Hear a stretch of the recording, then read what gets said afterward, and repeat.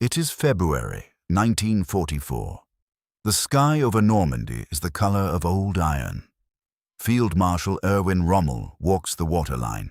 He is 52 years old, lean, angular, the close-cropped look of a man with no patience for anything unnecessary. A long greatcoat against the cold, a field marshal's peaked cap. He moves unhurriedly, which is unusual for him. Rommel is almost never unhurried, but here he stops, studies the sand, the slope of the beach, the angle at which the sea meets the shore. Behind him, rows of wooden stakes have already been driven deep into the tidal flat, angled toward the water. Some are capped with mines. Rommel pauses, says something to the officer at his shoulder, points toward the tide line. He has thought through every possibility. He's looking at the wrong ones. Cut to the other side of the Atlantic. New Orleans, 1943. A factory floor that stretches so far it takes a moment to understand what you're seeing. Hundreds of mahogany hulls in various stages of assembly. Men and women, black and white, side by side in the Jim Crow South, working at a pace that does not slow, does not pause, does not stop. Moving through it all, a broad-shouldered man in a dark civilian suit, tie loosened, square jaw set, wavy brown hair slightly disordered. He has no rank. He has no uniform. He was expelled from school for brawling. After the war, General Dwight D. Eisenhower, Supreme Allied Commander, the man who planned the largest amphibious invasion in history, was asked who, above all others, had won it for the Allies. His answer was not a president, not a general, not a scientist. Andrew Higgins, he said, is the man who won the war for us. If Higgins had not designed and built those LCVPs, we never could have landed over an open beach. The whole strategy of the war would have been different. How does a bayou boat builder from New Orleans break the most formidable coastal defense in the history of warfare? And why did no one see it coming? The Atlantic Wall existed because of a question that had never been answered differently. How do you land an army on a hostile shore? For all of recorded military history, the answer was the same. You need a port. Troops need docks. Supplies need cranes, warehouses, infrastructure. Heavy equipment cannot wade through open surf. Without a harbor, an army at sea is an army going nowhere. This was not German arrogance. This was operational reality, confirmed by every major amphibious operation in modern warfare. Control the ports, and you control the coast. Adolf Hitler built his defense on that logic. If the Allies must take a harbor to sustain an invasion, and they must, then the harbors become the wall. So he built the wall around the harbors. What the Germans built was genuinely formidable. 15,000 reinforced concrete structures, munitions bunkers, artillery positions, troop shelters, observation towers, running from Norway to the Spanish border. 6 million mines in northern France alone, a permanent garrison of the German 15th Army at Pas-de-Calais, because Pas-de-Calais was where the harbor logic said the blow would fall, the narrowest crossing point, the most obvious port targets. The guns were aimed at the inevitable places because the inevitable places were, by all available reasoning, inevitable. Germany had built the right answer. The question was about to change. Andrew Jackson Higgins was born in August 1886 in Columbus, Nebraska, youngest child of a judge, lawyer, and newspaper publisher who counted Grover Cleveland among his personal friends. None of this prepared him for anything he would eventually do. He completed 3 years at Creighton Prep in Omaha before the school expelled him for brawling. He joined the Nebraska Army National Guard, earned his lieutenant's bars, and spent time during maneuvers moving militia troops across the Platte River. A young officer, a flat Nebraska river, men and equipment crossing water. It is the first time Higgins thinks seriously about ship-to-shore movement. He is 1,000 miles from any ocean. He will not forget the problem. He leaves Omaha in 1906 for the lumber business in Mobile, Alabama, cycling through jobs in lumber, shipping, and boat building, accumulating an intimate knowledge of wood as a structural material that most naval engineers never develop. By 1910, he's managing a German-owned lumber importing firm in New Orleans. By 1922, he has his own company, Higgins, Lumber and Export, importing hardwood from the Philippines, Central America, and Africa. He knows which woods are strong, which are light, and which can be had in volume. In 1926, he builds the Eureka. Not for the Navy, not for the Marines. For Louisiana, trappers, oil prospectors, the men who work the bayous and marshes of the southern coast, where the water is never more than 18 inches deep and the channel ahead may be choked with vegetation, logs, and sandbars. The engineering it takes to solve that world is extraordinary in its specificity. A solid block of pine at the bow, the head log, the strongest point of the entire vessel, designed to drive at full speed over floating obstacles, over sandbars, right up onto a riverbank without damaging anything behind it. A spoonbill bow that curves up to meet the shore. A semi-tunnel cut into the underside of the hull, enclosing the propeller so it spins in 3 feet of water without fouling on the bottom. And when the cargo is unloaded, the pilot throws the engine into reverse. The bow pulls free of the bank effortlessly, and the boat backs into the current and goes again. These are bayou solutions. Nobody in the room where they were invented was thinking about the beaches of France. Higgins himself is by now a figure who fills whatever room he occupies. Wavy brown hair, square jaw, broad shoulders. A man who, as one contemporary observed, looked like he could take care of himself in a fight. He drinks bourbon. He swears freely. He describes his personal philosophy in 3 words. The hell I can't. He is the furthest possible thing from what the U.S. Navy Bureau of Ships considers a credible contractor. And he is precisely what the coming war will need. The fight between Andrew Higgins and the Bureau of Ships lasted nearly a decade. Almost nobody knows it happened. The Bureau had its own designs and its own engineers. Its job was to build the small craft the Navy needed, and it had been doing that job in its own way for years. When Higgins arrived from New Orleans, loud, contemptuous, declaring that the Navy doesn't know one damn thing about small boats, the Bureau was not inclined to listen. When the Marines, who had been developing amphibious assault doctrine for the Pacific since the early 1930s, began lobbying the Navy to look at the Eureka, the Bureau was not inclined to be lobbied. Higgins made trips to Washington. The Bureau resisted. In the late 1930s, the Navy and Marine Corps ran a direct comparison test between the Eureka and the Bureau's own design. The Eureka won. The Bureau kept resisting. This was not stupidity. It was institutional self-interest, the systematic protection of in-house design authority against an outside contractor, regardless of which boat actually worked better. It came close to working. The Higgins boat almost died in committee. The war almost changed because of it. Then came the tank lighter. The Navy needed a landing craft, mechanized. An LCM, a vessel large enough to carry an armored vehicle from ship to shore. The Bureau said it couldn't be built to Higgins' specifications in the time frame he was claiming. His response was characteristic. The hell it can't, he told them. You just be here in 3 days.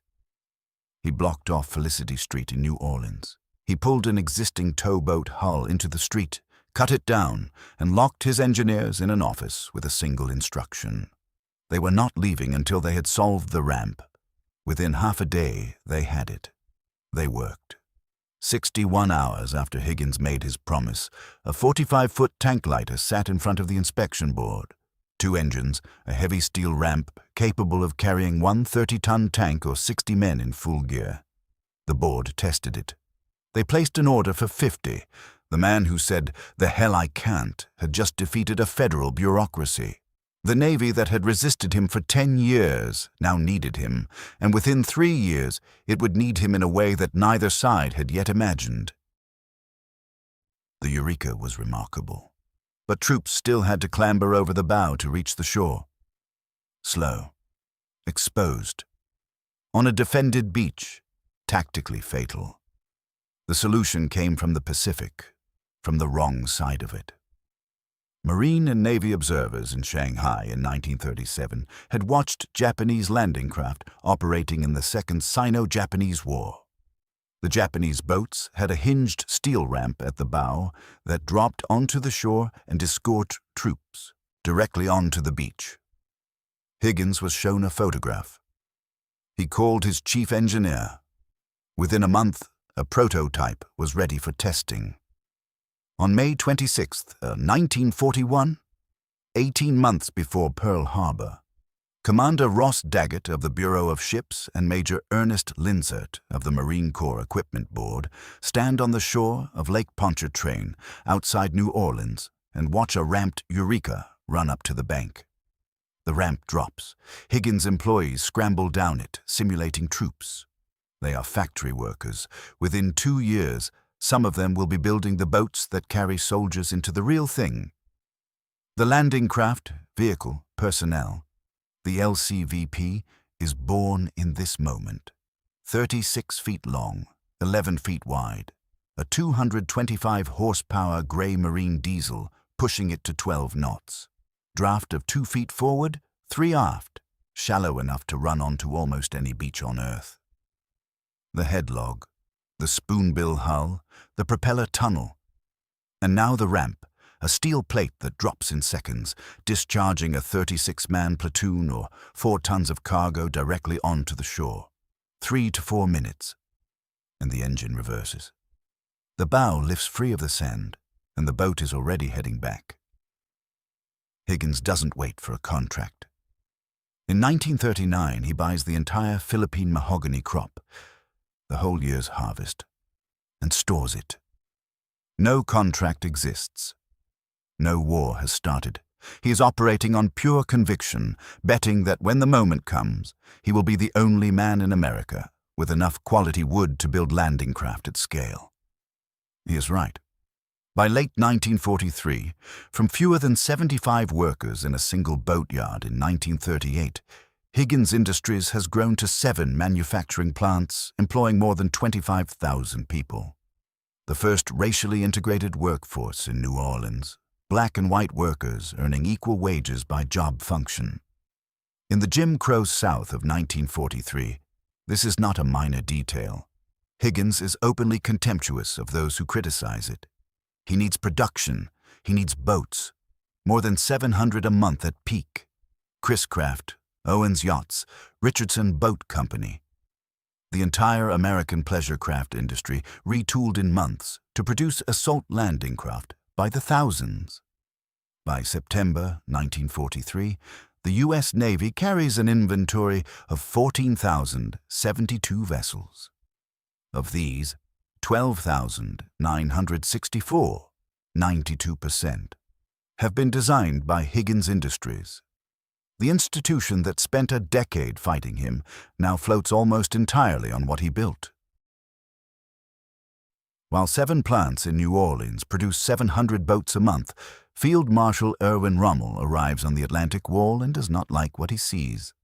The existing fortifications are, in his assessment, entirely inadequate.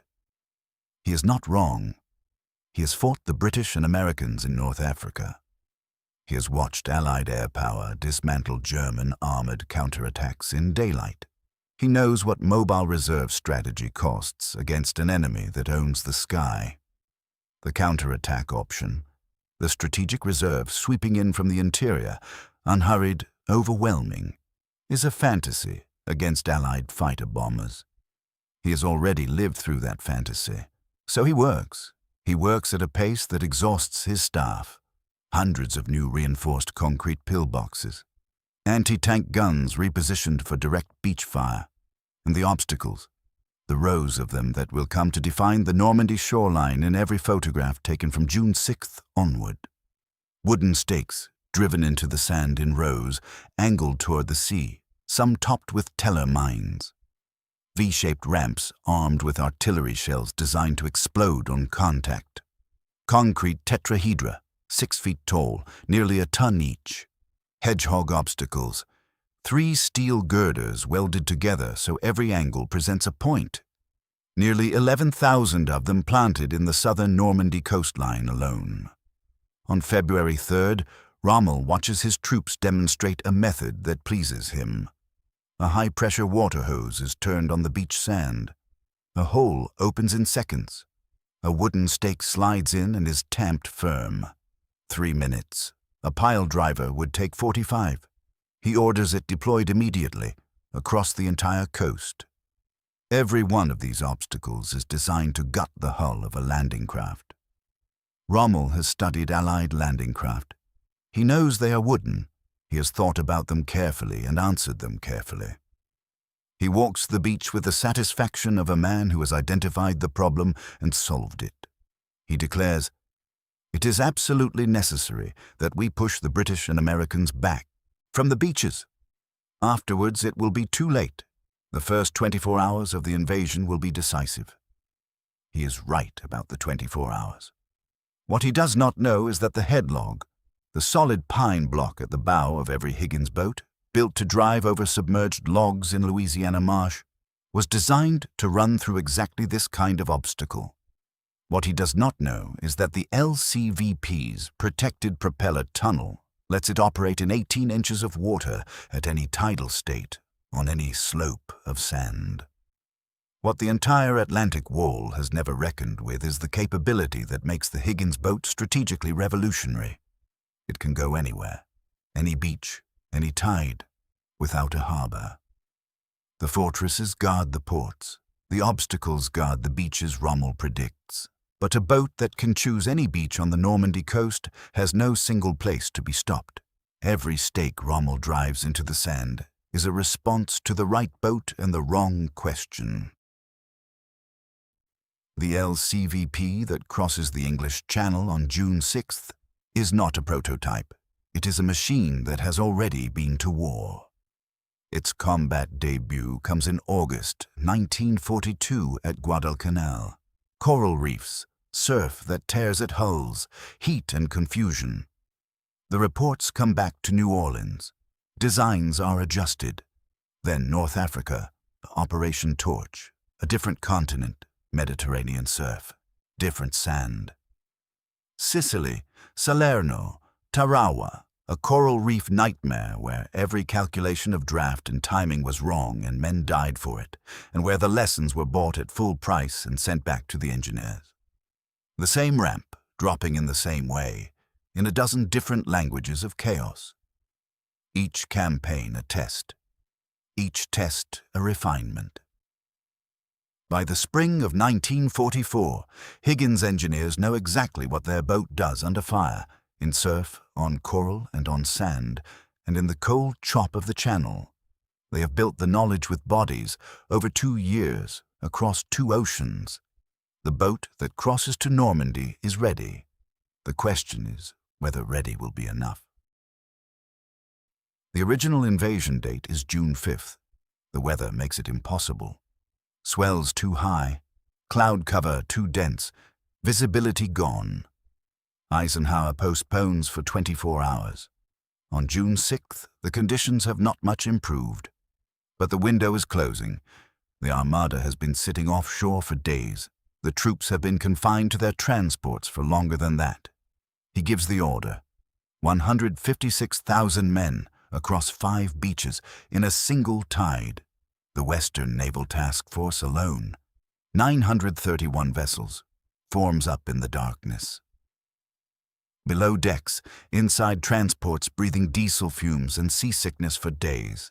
Soldiers who have been waiting for this moment stand with their gear and try not to think about what comes next.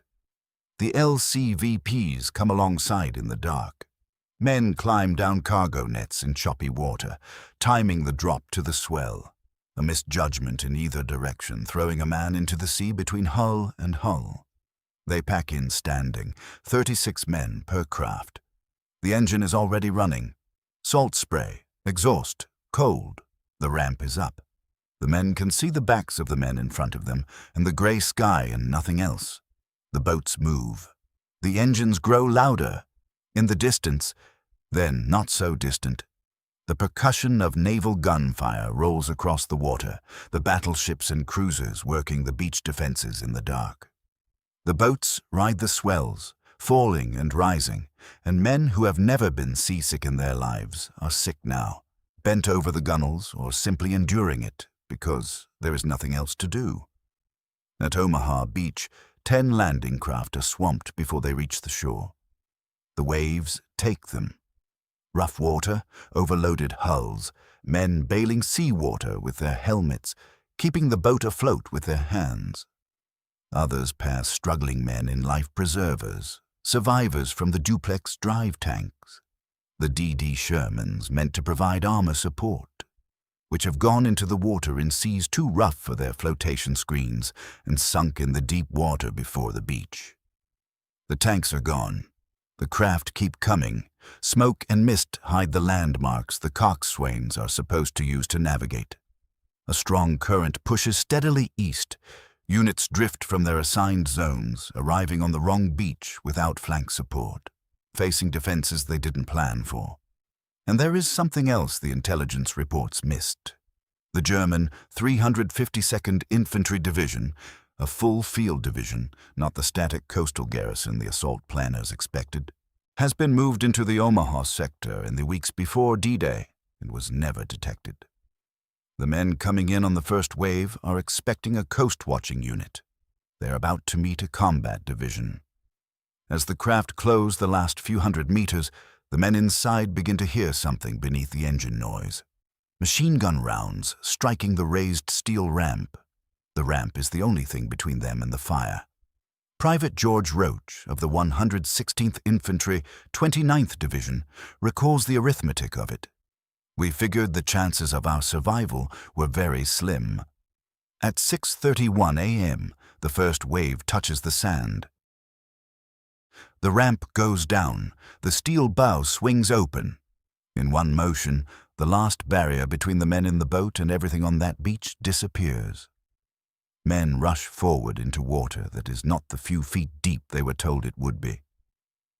Norman Rigsby landed at Omaha the morning after and spoke to the men who had survived it. The water was supposed to be only a few feet deep, he said, so a lot of guys jumped off the ramp of the Higgins boat and never came up because they had a lot of equipment on their backs, and they just sank and drowned. At the bow of another craft, Corporal Verle Olar is watching the water ahead. He sees it before the coxswain does. A teller mine strapped to the top of one of Rommel's stakes, directly in their path. Olar is screaming, waving. The coxswain hears him. The engine reverses. The boat pulls clear, and then the boat comes back. The spoonbill bow that was designed for the Louisiana Bayou, built to haul trappers' cargo through the shallow marsh country of the American South, lifts free of the Normandy sand and reverses into the channel.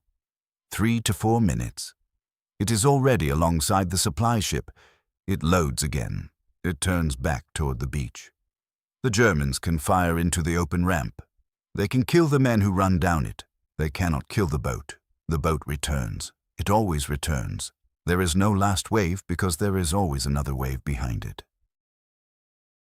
By the end of June 6th at Omaha, 2,400 casualties. But 34,000 troops landed. The German 352nd Infantry Division has lost 10% of its strength.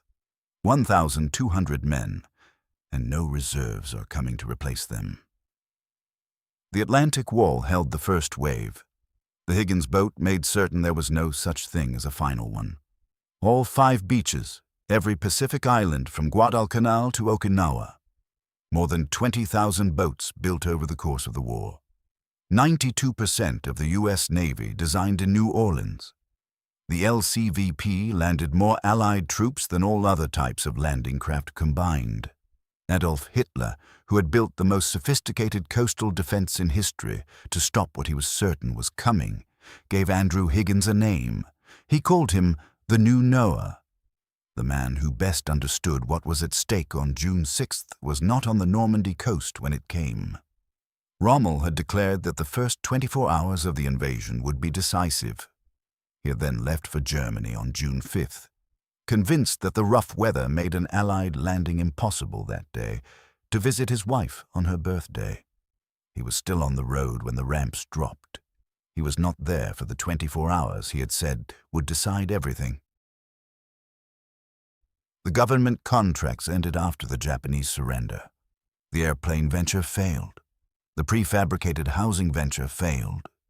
The man who had commanded 25,000 workers and nearly $350 million in contracts could not convert a wartime empire into a peacetime business.